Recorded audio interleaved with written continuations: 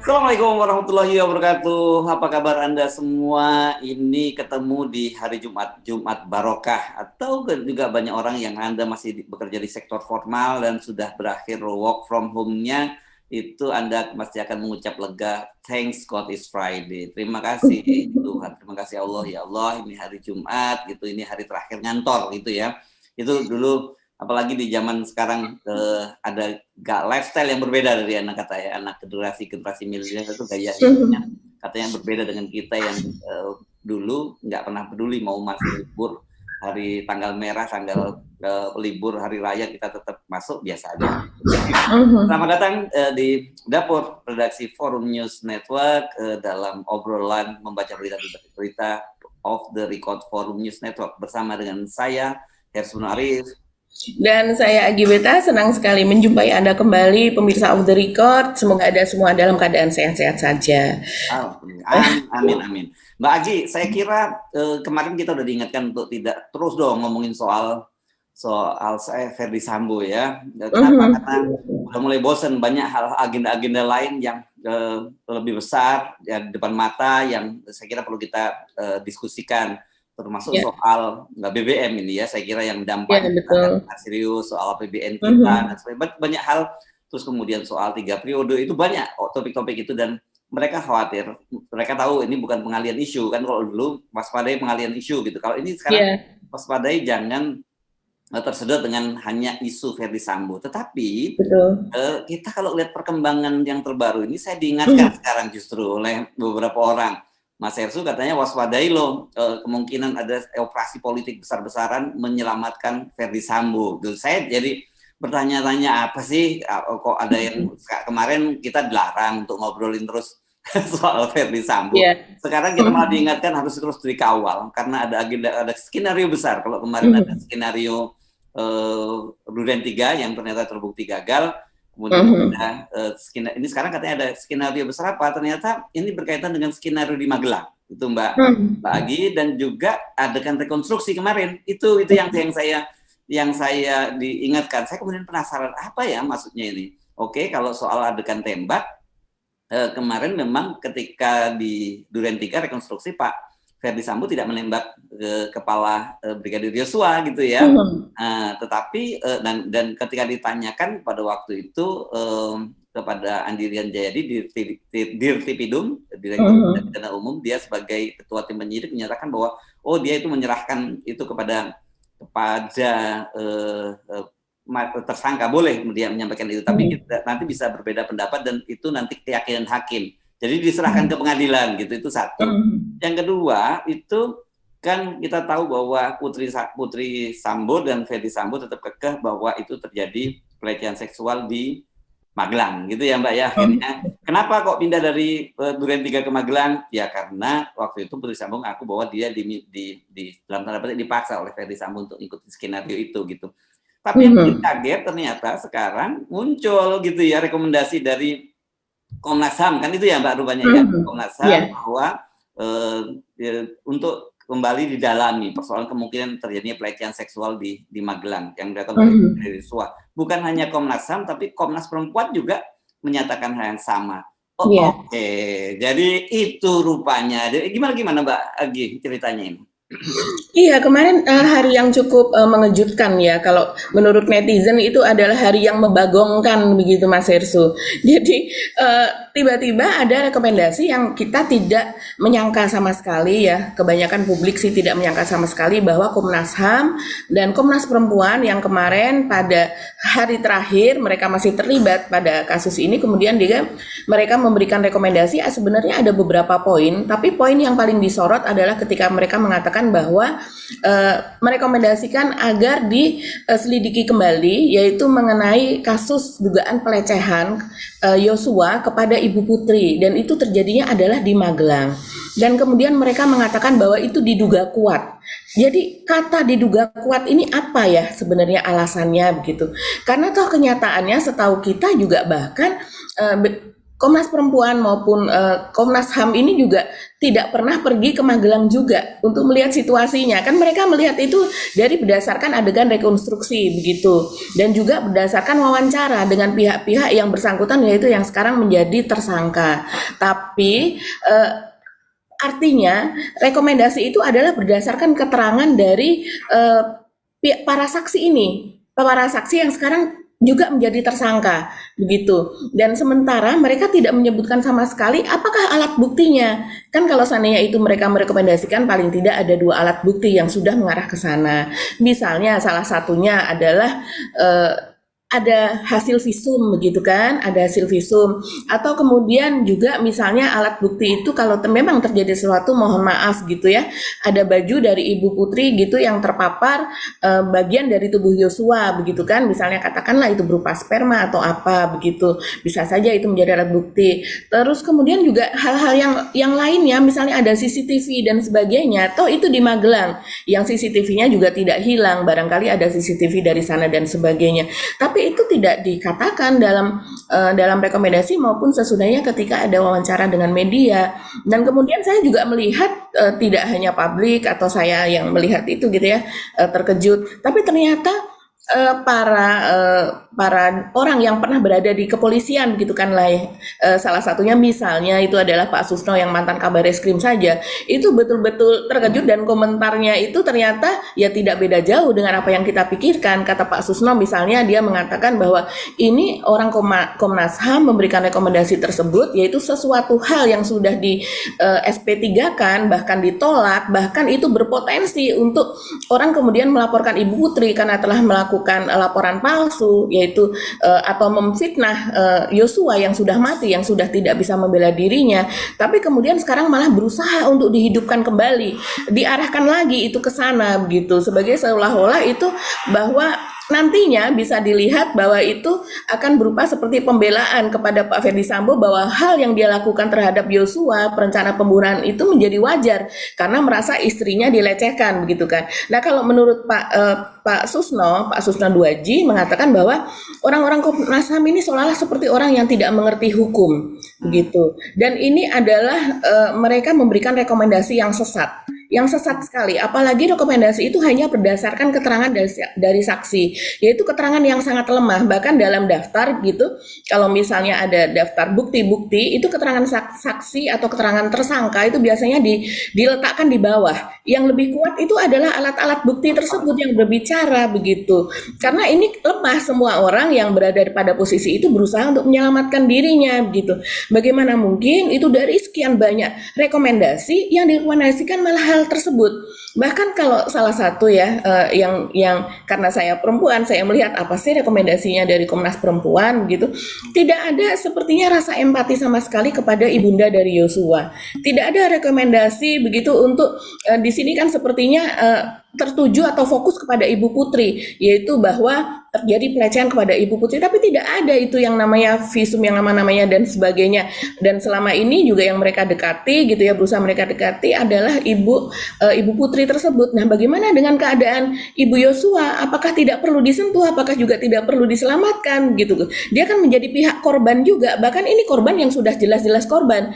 Buktinya ada, alat buktinya apa? Yaitu mayat tersebut kan. Itu mayat dari anaknya menjadi alat bukti bahwa ibunya ini menjadi korban begitu. Dan kalau yang seorang ibu itu juga kalau begitu. ya kalau anaknya dibunuh itu sama juga, itu lebih dari kematian ya saya kira kalau seorang. Iya, seperti membunuh ibu itu sendiri, bahkan lebih begitu. Oke, nah ini balik lagi. Tadi Anda menyebut bahwa sejauh ini yang kita tahu Komnas HAM tidak ke Magelang karena memang kasus di Magelang itu dianggap bukan salah satu salah satu lokasi peristiwa itu ya, pembunuhan itu. Yeah. Saya jadi teringat pada waktu itu kan tim sus tetap mengirim tim penyidik ke Magelang ya. Dan pada waktu ditanya oleh wartawan, mengapa kok tetap ke Magelang? Nah, kata Kabar Eskrim Komjen Agus Andrianto, dia menyatakan itu kan bagian dari rangkaian peristiwa, kan gitu ya. Dari rangkaian peristiwa, dan meskipun kita tahu bahwa kasus itu, kenapa wartawan waktu itu menanyakan, karena kasus itu kan sudah dihentikan.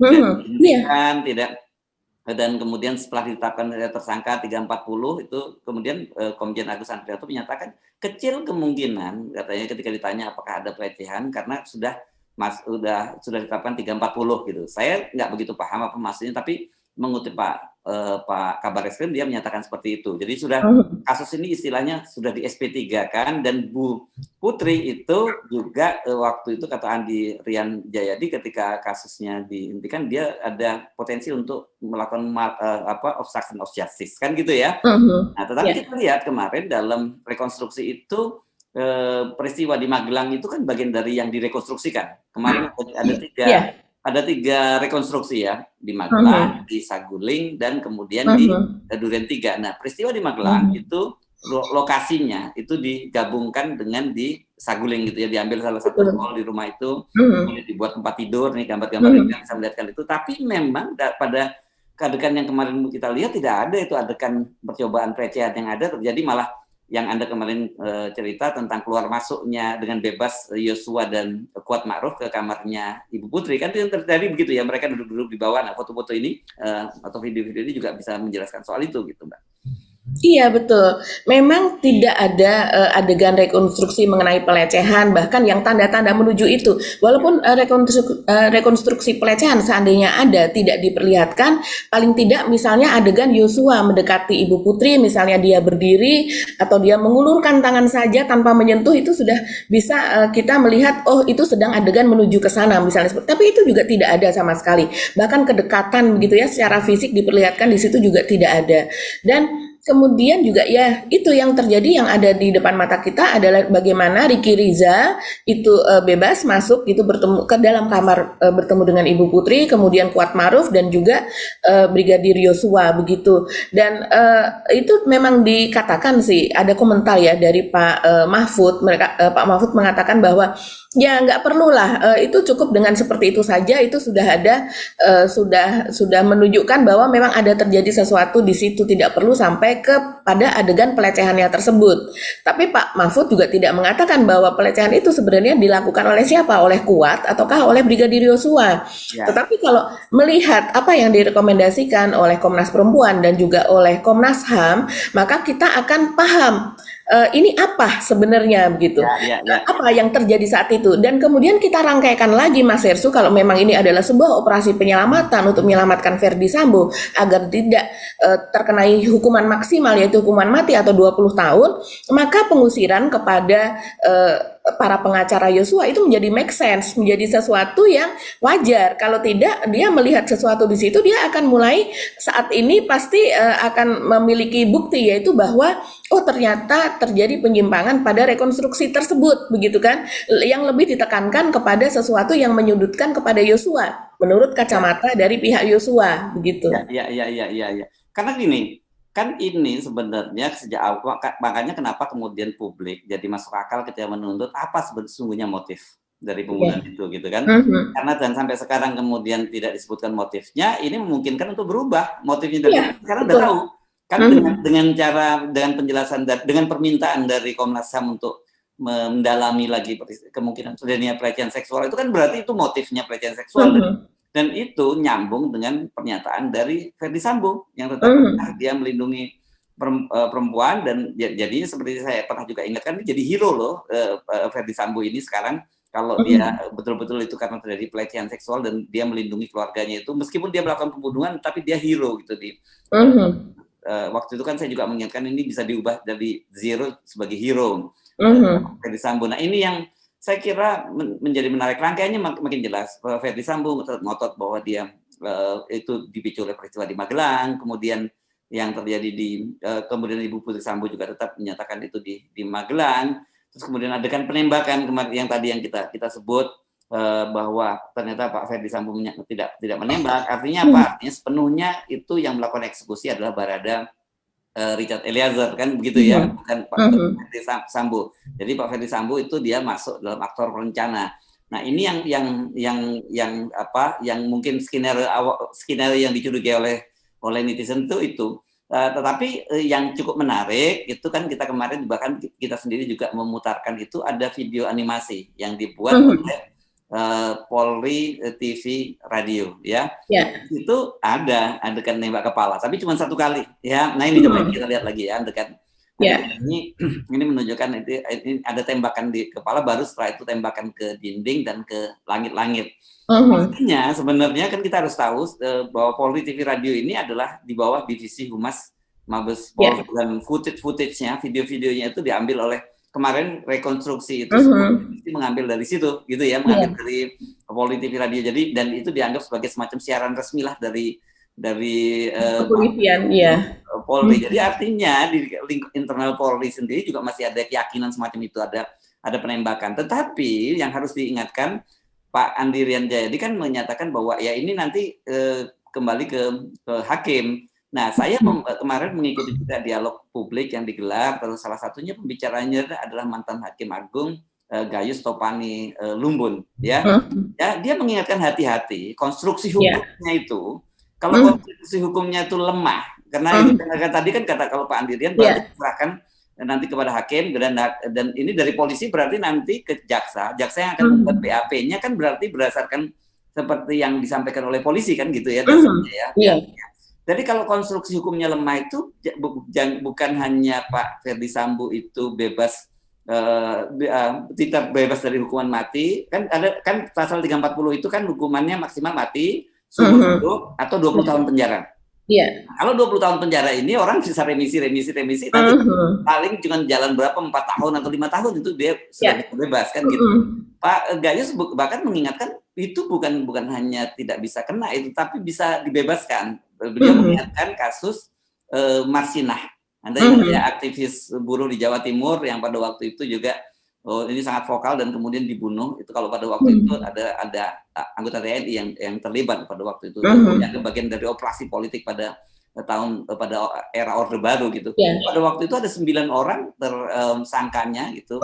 Saya tidak ingat persis apakah semua TNI atau tidak, tapi ada anggota TNI yang kemudian dibebaskan karena memang yang bersalah. Kenapa kata dia? Kenapa dibebaskan? Jadi kata dia mungkin maksud dia jangan buru-buru curiga bahwa hakimnya itu berkonspirasi, tapi konstruksi hukumnya lemah dan di hukum itu ada adagium gitu, lebih baik membebaskan 1000 orang yang bersalah daripada menghukum satu orang yang tidak bersalah.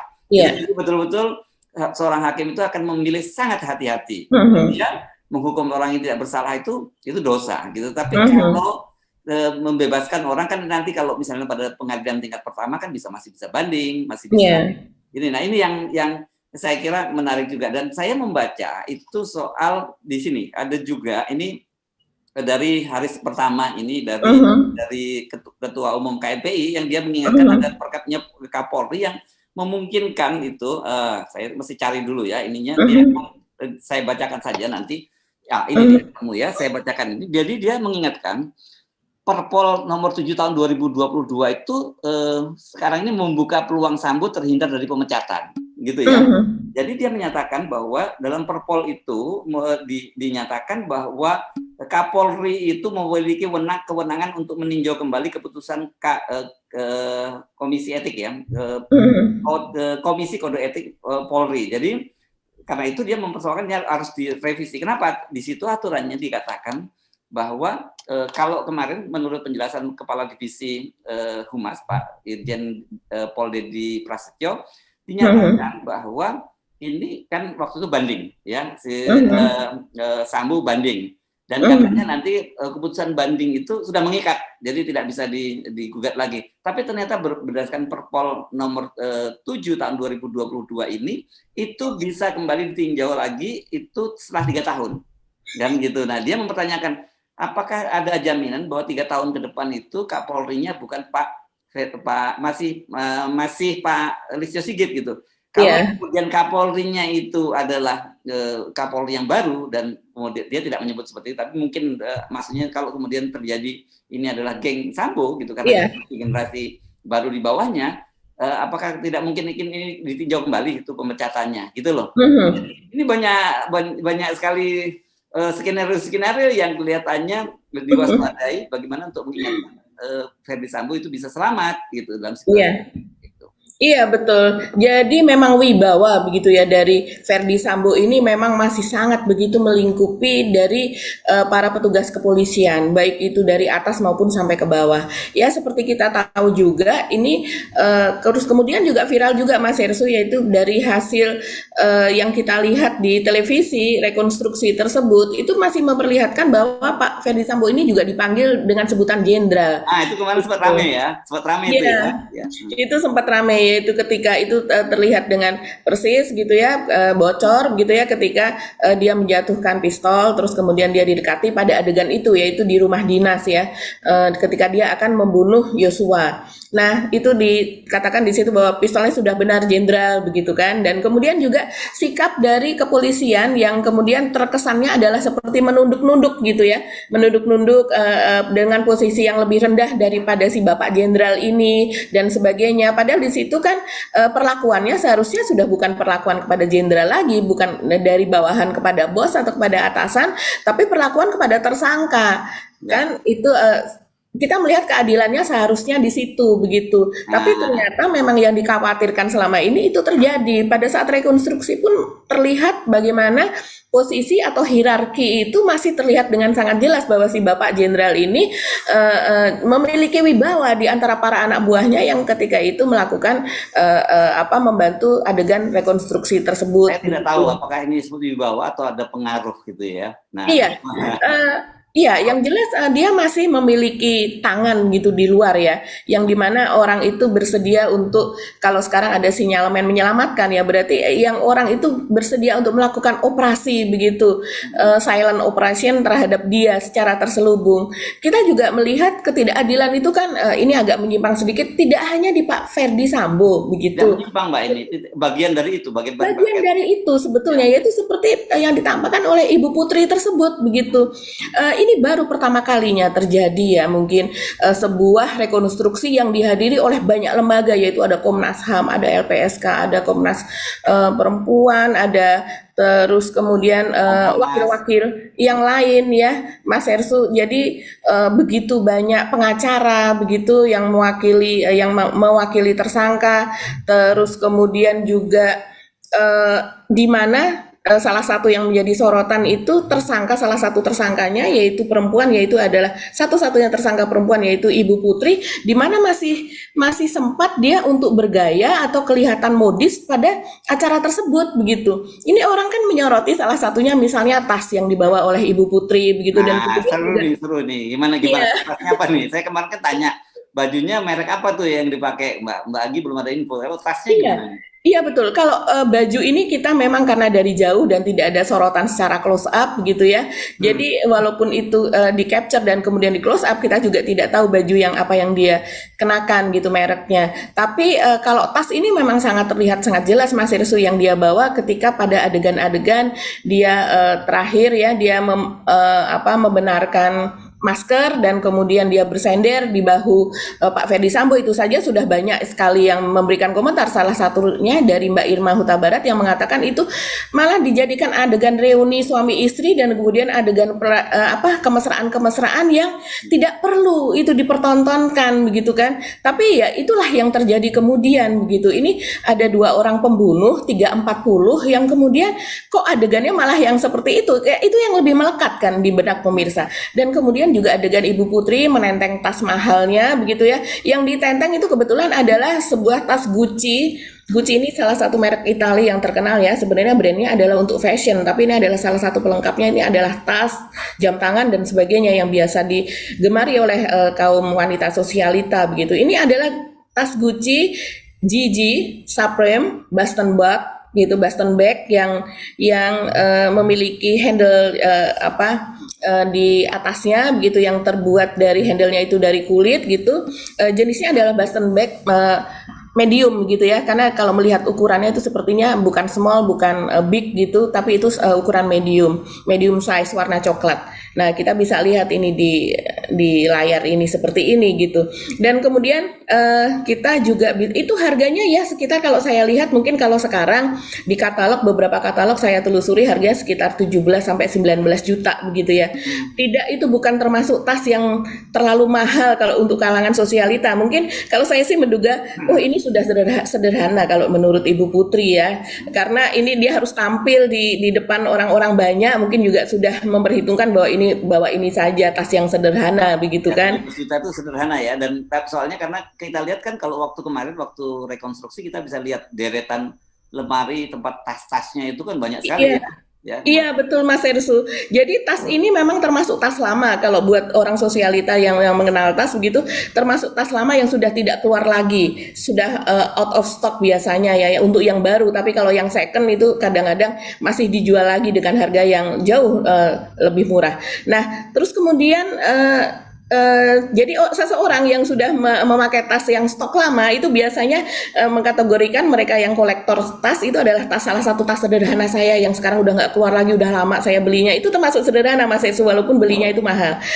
Satu lagi yang memang terlihat jelas ketika kamera itu menelusuri lemari atau etalase pajang dari koleksi tas dari Ibu Putri, itu yang terlihat jelas adalah yang warna merah yang seperti tas anyaman Mas Ersu.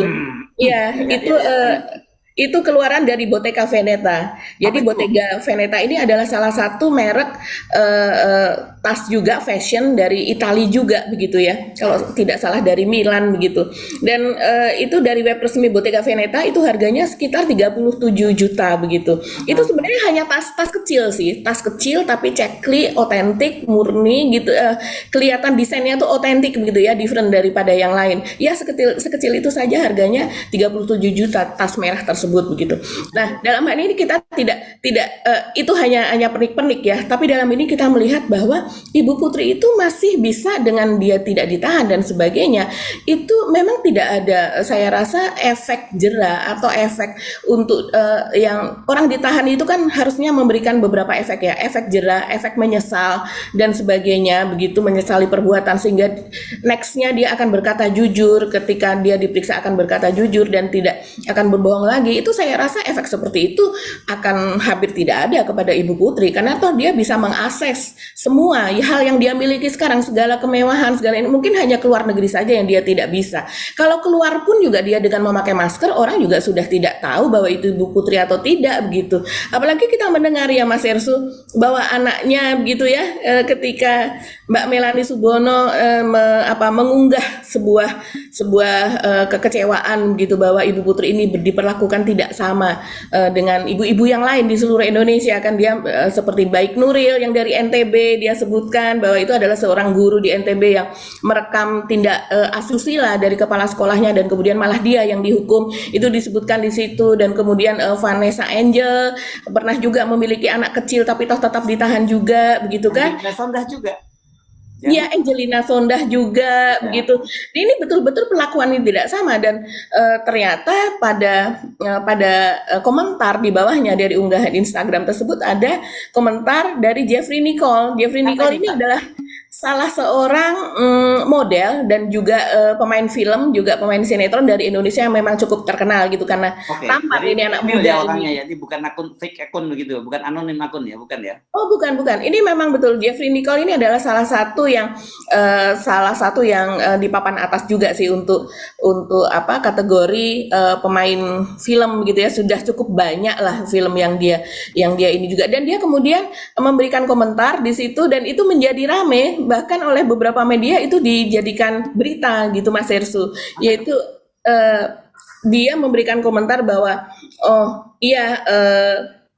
anak dari Pak Ferdi Sambo saja begitu ya, dia sebutkan itu adalah anak pertamanya yaitu bernama Trisa, itu sudah pergi ke night club begitu, sudah bikin rame begitu di night. Saya nggak tahu itu maksudnya dari bikin rame atau apa, itu apakah bikin keributan ataukah memang maksudnya bikin rame itu adalah happy di sana, udah bikin rame di antara temannya atau bagaimana. Itu sudah bikin rame di tempat hiburan begitu ya. Dan kemudian saya merasa menurut dia mungkin itu terjadi sesudah Pak Ferdy Sambo sudah masuk ke dalam pusaran peristiwa ini begitu. Jadi memang ya kehidupan berlangsung seperti biasa saja begitu. Seolah-olah ini tidak, Ibu Putri juga seperti biasa saja, tidak ada punishment di dia gitu. Dia mengatakan bahwa dia terguncang dan kemudian juga dia jiwanya itu perlu diselamatkan, dan sebenarnya begitu banyak orang yang ingin menyelamatkan jiwa Ibu Putri ya, sepertinya gitu ya. Ya bahkan kalau kita Sementara kalau meneliti, Yosua beda ya nasibnya ya. iya, Kalau nggak salah kemarin sempat ada, saya lupa ya, apa ya, psikolog forensik atau apa yang datang, yang wanita-wanita yang datang ke rumahnya Yosua dan kemudian menyelidiki masa lalunya Yosua, masa kecilnya Yosua seperti apa, dan kemudian diprotes oleh keluarga Yosua. Mereka mempertanyakan untuk kepentingan apa ini gitu kok mereka melakukan itu gitu ya. iya betul, itu ada keterangan dari Ibu Roslin Emika kalau tidak salah ya. Itu kan memang ada di dalam keluarga itu ada beberapa yang memang mereka rajin begitu ya Ya, di untuk media sosial ya. mengupdate status di FB atau di akun media sosialnya. Mereka juga membuatkan TikTok gitu kan, TikTok untuk si kejadian-kejadian ini beberapa kali. Nah, dia mengatakan bahwa ada datang dari Jakarta, ini sampai dikirim dari Jakarta ya berarti ya, bahwa mereka dan kemudian mewawancarai, dan itu ada 2 orang mewawancarai mengenai masa lalu Yosua begitu. Jadi bagaimana tumbuh kembang anak ini apa dan sebagainya. Tapi mereka ini bukan orang bodoh loh. Mereka ini memang tinggalnya saja nun jauh di sana, tapi mereka mengerti kalau dari bahasanya ketika diwawancara mereka ini paham gitu, dan mereka paham bahwa mereka itu seperti di framing gitu, diarahkan dari jenis-jenis pertanyaan diarahkan kepada supaya mereka mengungkap ada kelainan apa saja di diri Yosua ini pada saat tumbuh kembang. Entah saya tidak tahu kelainan dalam hal apa, tapi kalau ini kan soal kesehatan mental mungkin ya yang dimaksudkan di situ begitu. Nah, ini yang mereka sangat kecewakan begitu. Bukannya datang untuk memberikan bantuan secara psikologi, pendampingan apa dan sebagainya begitu, tapi justru adalah untuk mempertanyakan hal tersebut yang membuat keluarga ini makin kecewa, keluarga ini makin down gitu. Kenapa diperlakukan seperti itu gitu. Saya rasa ini masalah komunikasi juga ya Mas Hersu. Kalau seandainya memang tujuannya baik, sebaiknya diberitahu lebih dulu. Ini tidak hanya ibu atau keluarga ibu saja yang kami wawancara, tapi pihak yang berseberangan, yaitu dari pihak Ibu Putri pun juga kami mewawancarai mereka. Walaupun itu tidak mungkin sih, kalau psikologi yang itu mewawancarai Ibu Putri kan selama ini yang mewawancarai ditolak semua. Ya. Oke, jadi sekali lagi ini penting saya kira ya. Ini Pak Polisi, Pak Penyidik, catatan-catatan dari publik ya. Karena ternyata meskipun sekarang sudah Pak Ferdy Sambo ditetapkan jadi tersangka, Ibu Putri juga ditetapkan jadi tersangka, jadi publik masih terus mengawal kasus ini. Semua hal sampai hal-hal kecil, detail itu diperhatikan oleh publik. Dan kita juga mengingatkan lagi sekali bahwa netizen sekarang itu bukan netizen kaleng-kaleng gitu, karena hanya netizen yang ceriwis, yang cuma setiap ada persoalan komentari. Tapi netizen ini adalah banyak di antara mereka praktisi dan juga mantan petinggi-petinggi di kepolisian, mantan hakim agung, praktisi hukum, pegiat kemanusiaan dan sebagainya. Jadi saya kira mesti perlu hati-hati, karena bagaimanapun kan kemarin komitmen dari Pak Kapolri ini untuk memulihkan citra publik atau kepercayaan publik, tingkat kepercayaan publik terhadap Polri. Tetapi satu saja yang harus dimulai sebenarnya dengan Ibu Putri ini saja sudah mengganggu rasa keadilan dari publik, karena dengan mudah tadi itu bukan, ternyata kan kalau selama ini dianggap yang mempersoalkan itu hanya kalau oposisi yang diperlakukan secara tidak adil, kan selalu begitu ngomongnya ya. Iya, Kalau ada tadi Melanie Subono segala macam itu kan artis itu ya, saya kira artis-artis yang selama ini pendukung Pak Jokowi. Pak Jokowi, dan mereka tidak pernah ribut-ribut soal politik banget gini, nggak terlalu ya mereka. Iya betul Mas Hersu. Nah, mereka sudah dengan gamblang bisa menyampaikan itu gitu. Jadi ini betul-betul jadi pertaruhan, dan kita mengingatkan kalau toh memang betul ada kelompok-kelompok yang disebut sebagai Ferdy Sambo tadi yang dicurigai ketika coba bayangkan ada pistol jatuh dan ada seorang penyidik yang bertanya kepada Ferdy Sambo dengan menggunakan kata jenderal saja, itu sensitif gitu loh. Apalagi apa yang terjadi pada kasus Ibu Putri ini kan sangat kasat mata, dan juga ini pertaruhan menurut saya buat Komnas HAM, karena dalam beberapa kasus publik memang sudah mulai nggak percaya ini pertaruhan ya. Karena Iya. kemarin dalam KM 50 publik juga tidak percaya, tapi kalau KM 50 kemarin dia katakanlah kelompok muslim lah ya, kan kelompok muslim yang mempersoalkan. Kalau ini kasus ini semua orang yang mempersoalkan gitu. Jadi mesti hati-hati karena bahaya sekali menurut saya kalau sudah terjadi public distrust meluas kepada lembaga-lembaga pemerintahan, termasuk juga lembaga sebenarnya kalau Komnas HAM itu setengah pemerintahan lah ya gitu ya, terutama kepada kepolisian, karena nanti kalau sudah apapun, kalau orang sudah nggak percaya, walaupun Anda menyatakan kebenaran, itu orang nggak akan percaya lagi, dan itu bahaya sekali. Itu ujungnya pada pemerintahan, gitu ya. Di dalam situasi sekarang, di ujung krisis ini, di mana ekonomi mulai memburuk, wah ini menurut saya ini nanti kalau ketemu ya soal public distrust yang meluas, kemudian ketidakpuasan publik, berbahaya loh. Jadi saya kira belum terlambat sih menurut saya Mbak ya, kalau untuk meluruskan kembali gitu kan. Ini baru rekomendasi dari Komnas HAM gitu ya, dan Komnas Perempuan ya. Gitu. Iya, yang namanya rekomendasi itu bisa ditindaklanjuti, bisa tidak. Ya. Bahkan itu di drop begitu saja, mereka tidak memiliki hak untuk kemudian memperkarakan, mereka kemudian menuntut kenapa rekomendasi saya tidak dilaksanakan dan sebagainya. Itu tidak ada hak sama sekali mereka untuk melakukan hal tersebut gitu ya. Itu tidak hanya pandangan ini dari pandangan ahli pidana atau pandangan dari seperti misalnya Pak Susno ini kan polisi yang menjadi praktisi sebelumnya itu juga mengatakan demikian. Tapi sekarang dengan adanya rekomendasi dari Komnas HAM dan Komnas Perempuan itu orang kan kemudian menelusuri kembali begitu jejak dari Komnas HAM dan Komnas Perempuan dalam hal ini adalah di dalam kasus ini sendiri saja. Tidak perlu misalnya kita keluar apa yang dilakukan Komnas HAM, kita langsung ingat, oh iya ya, yang dari Komnas HAM ini yaitu Khairul Anam itu kan ada orang yang dikontak salah satu orang yang awal-awal dikontak gitu oleh Pak Ferdi Sambo pada tanggal 13 kalau tidak salah dihubungi, kemudian dia izin katanya kepada Pak Taufan Damanik sebagai Ketua Komnas HAM menemui Ferdi Sambo, dan kemudian ketika seselesai itu dia melapor lagi, apa yang dikatakan dia, ada apa gitu ya, enggak, dia cuma nangis-nangis aja. Make sense nggak kalau seandainya ada orang, Mas Hersu, saya ingin ketemu Mas Hersu kemudian datang menemui saya dan saya hanya nangis doang. Pasti Mas Hersu nanya, kenapa nangisnya? Kan saya tujuan nangis itu supaya ditanya, gitu kan? Tiba-tiba saya mendapatkan empati, simpati. Ya, visual terbayang Pak Ferdi Sambo nangis di bahunya. Ketemu Pak Ferdi. Iya, betul. Dan ini seseorang kalau menurut Komnas ini Pak Ferdi Sambo ini kan partner gitu ya, counterpart dari berbagai masalah yang kalau selama ini seandainya ada masalah Komnas HAM ini terhadap suatu kasus melaporkannya ya kepada Pak Ferdi Sambo begitu kan.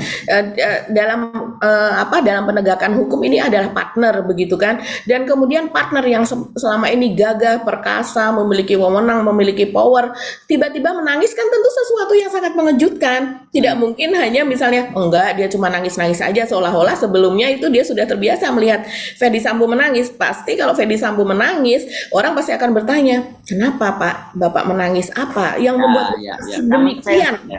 Iya. Ya kan seperti kita selalu sebutkan kemarin, wartawan itu kita dididik untuk skeptis ya gitu ya. Ya skeptisism. Jadi ketika setiap kali ada orang bicara gitu dan kemudian sedikit tidak masuk akal, itu kita radar kita udah langsung bergerak kan gitu kan, dan mencari tahu kan, yang mencari tahu yang kita sebut sebagai proses verifikasi gitu kan.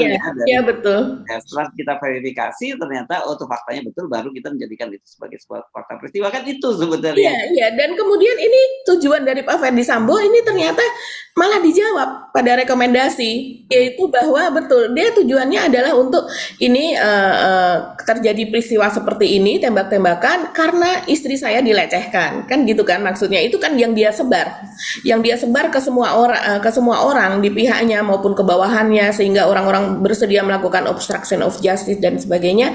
Dan ini juga yang dia masukkan kepada Komnas HAM tersebut gitu kan, dan kita bisa melihat dari hasil rekomendasinya ini bahwa ternyata ini termakan begitu oleh apa yang dikatakan oleh Ferdi Sambo. Satu lagi yang di Komnas Perempuan ini kita memiliki catatan bahwa pada tanggal 29 Juli ini dia mengikuti pertemuan yang diajarkan oleh Jerry Siagian di Polda Metro Jaya. HBP Jadi ya ini waktu iya, AKBP. betul. Yang sekarang Jerry ini juga termasuk orang yang sudah diperiksa dan ditahan. Dan Jerry ini adalah orang yang sangat dekat dengan Pak Ferdi Sambo. Jadi orang mengatakan ini orang yang Ferdi Sambo. Bahkan beberapa catatan atau rumor yang beredar dan juga kalau kita melihat podcastnya dari Alvin Lim itu ada orang yang bersedia bersaksi melawan dia mengatakan bahwa dia selama ini menyetor uang dari hasil judi atau 303 itu kepada Jerry, kemudian Jerry menyetorkannya kepada Pak Ferdi Sambo. Kalau seandainya kepolisian ini gerak cepat terhadap hal seperti ini dan berani membuka ini kan tentunya sudah langsung diperiksa lah ini saksi-saksi yang berani ngomong seperti ini. Dan ternyata peran Jerry ini dalam hal ini besar sekali, yaitu dia tidak hanya memanggil Komnas Perempuan, tapi juga ternyata di situ hadir yang lain-lain ya dari Kementerian Pemberdayaan Wanita, staf dari KSP dan sebagainya, juga dari LSM katanya, dari KPAI, dan juga terutama ternyata di situ ada LPSK. Tujuannya adalah untuk menekan LPSK, meminta supaya dia mau melindungi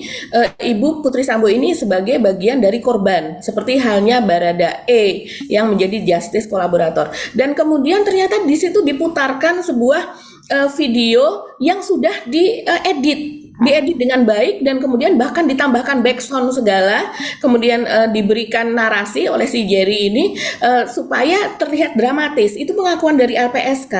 Nah, ini kemudian kita melihat berdasarkan rekomendasi dari Komnas Perempuan yang pada saat itu hadir, ya hasilnya seperti sekarang ini. Ya, rekomendasi bahwa sebaiknya diadakan penyelidikan kembali karena mereka diduga kuat bahwa ada pelecehan yang dilakukan oleh Yosua ketika berada di Magelang. Nah, ini kita terjawab lah Mas Hersu ya. Ini entah kita memang kalau disuruh membuktikan misalnya secara detail apakah ini bagian dari rencana besar itu, tentu kita tidak bisa memiliki bukti faktual yang seperti itu. Tapi rumor yang berkembang di sekeliling kita saat ini itu sangat-sangat kuat bahwa terjadi operasi besar penyelamatan kepada Pak Ferdi Sambo. Kemudian juga kita melihat Pak Mahfud sebelumnya mengatakan bahkan polisi dari daerah pun datang ke Jakarta. Pada awal-awal kasus ini kan polisi dari daerah banyak datang ke Jakarta untuk melakukan bagian dari penyelamatan Pak Ferdi Sambo ini begitu. Jadi memang ini tangannya sangat kuat, jangkauannya sangat panjang. Tangan dari powernya Pak Ferdi Sambo ini. Ya, terus kawal terus ya kasus ini gitu, jangan pernah Anda bosan gitu karena memang ini soal yang sangat serius dan saya selalu menyebutkannya sebagai simptom gitu ya. Jangan dianggap ini bahwa inilah sebenarnya kalau mau lihat penyakit bangsa kita bisa melihat ada simptomnya, gejalanya sudah mulai muncul di sini dan sangat mungkin itu penyakit-penyakit yang sama itu juga terjadi di seluruh sektor pemerintahan tetapi belum saja terbuka gitu ya. Oke, kita mesti mengakhiri perbincangan kita kali ini ya, Mbak Hakim, dan terima kasih sekali lagi atas kebersamaan Anda. Selamat melanjutkan aktivitas, tetap sehat, semangat, dan kita ketemu lagi di awal pekan ya Mbak ya. Ya, hari Senin. Ya. Oke, Mbak Agi. Silahkan Anda pamit duluan sekarang. Iya pemirsa, terima kasih atas perhatian Anda. Teruslah berkomentar karena kami juga membaca komentar-komentar Anda dan kemudian dari situlah kita mendapatkan semacam inspirasi. Seringkali seperti itu. Oh, ini yang diinginkan oleh para pemirsa yang menandakan bahwa itu adalah wakil dari publik, wakil dari rakyat, suara dari kita semua begitu. Ya, Mas Hersu. Oke. Ya. Sekian ya, pamitnya panjang banget. Speak up, teruslah berbicara gitu. Karena juga diajarkan dalam agama, ketika kalau melihat sebuah kemungkaran tuh kalau bisa nyegah, kita cegah. Tapi kalau nggak bisa, minimal kita ngomong lah gitu ya, supaya kita nggak lemah iman kita gitu ya. Saya Hersu Arif. Dan saya Agi Beta, terima kasih atas perhatian Anda. Tetap salam 0%. Wassalamualaikum warahmatullahi wabarakatuh. Waalaikumsalam warahmatullahi wabarakatuh.